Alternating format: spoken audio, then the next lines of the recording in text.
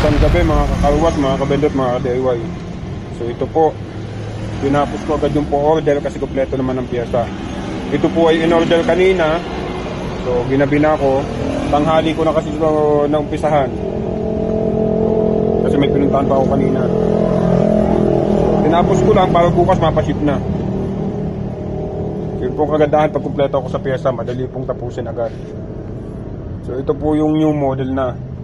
Kagandahan po dito sa new model, hindi po basta-basta magkakapalit-palit yung inyong mga fittings at saka yung mga hose. Kasi kagaya po nito, nakaway. Yan po yung sa foam out. Yung sa tubig naman po, kayo magpo-provide nun. Ito lang po bali ang hose na kasama kasi dyan. Itong para sa shampoo, yan po makikita nyo sa itaas ng T. Papunta po yan doon sa solid valve na puti. So naka 1/2 po ang fittings noon. Ang pinapipihit lang po sa mga fittings na yun, mga kamay lang po. Kasi may mga goma po yan na nagpipit para hindi nagkakasingaw. So hindi nyo kailangan ng tools dyan. Tapos ito naman po sa hangin, yan, pihit kamay lang din po. Tapos naka-quick connect po.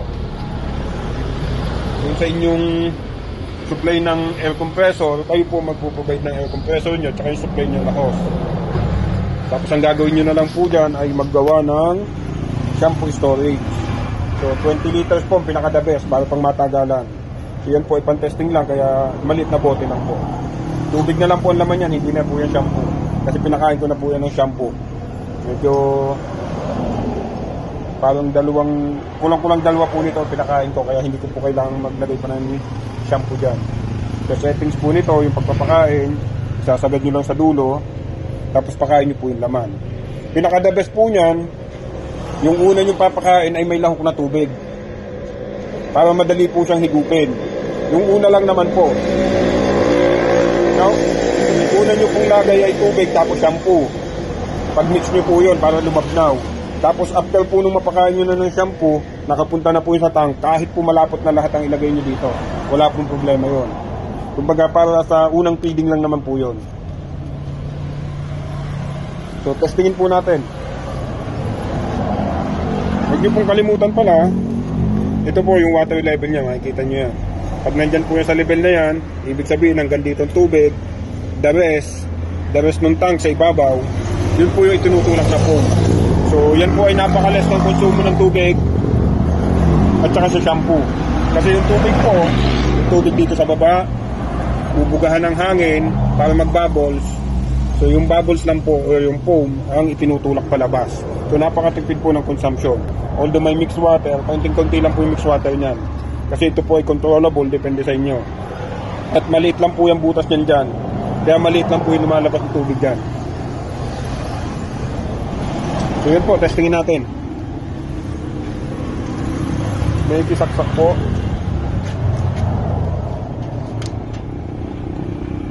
Yan, nakaksak. So, kumain po, nakatiting. So yan, testingin natin.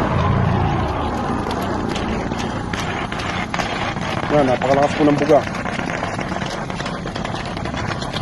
Kapit na kapit, naka-vertical pa po, pinagtatamaan yan.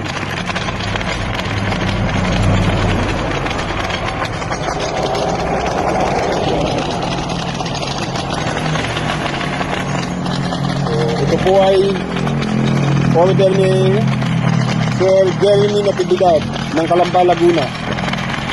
Sir, shoutout sir. Titing na po ito bukas. Okay na po, okay na ang testing.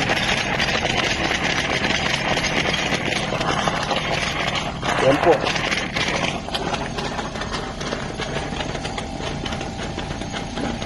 Yun po ang air compressor ko, yung maliit lang na yon.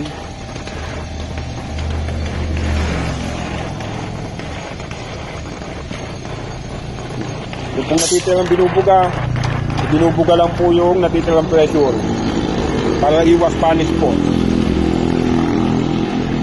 Yan po ay fully automatic foaming machine.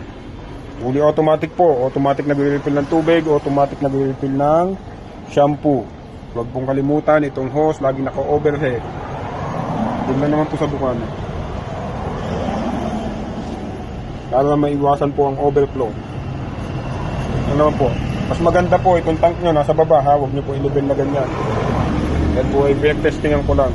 Mas maganda po yung nasa baba, tapos mas mataas po yung pyesa. Tapos yung shampoo nyo, syempre dapat mataas ang level, yung container. Tapos yung air compressor, kung saan nyo gusto ilagay. Doon naman po sa house ng air compressor, pwede rin kayo magpagawa sa akin. Kung sa palagay nyo wala kayo, pakita nyo lang kung paano pagkukonektahan doon sa compressor nyo. So, mag-additional lang po kayo, konti lang naman yun, kasi house lang naman, tsaka fittings. Libre na po ang paggawa nun. Pagka gusto nyo lang naman po. So ang babayaran nyo lang po ay fittings at tsaka yung hose. Kasi po, ang presyo ko nitong aking fully automatic foaming machine ay 15,000 po, hindi po ako nagbababa. Fixed price pa rin po. Yun lang po talaga. Yun lamang mga kabendo, mga kalwas, mga ka-DIY. Please like and subscribe and click the bell. Thank you.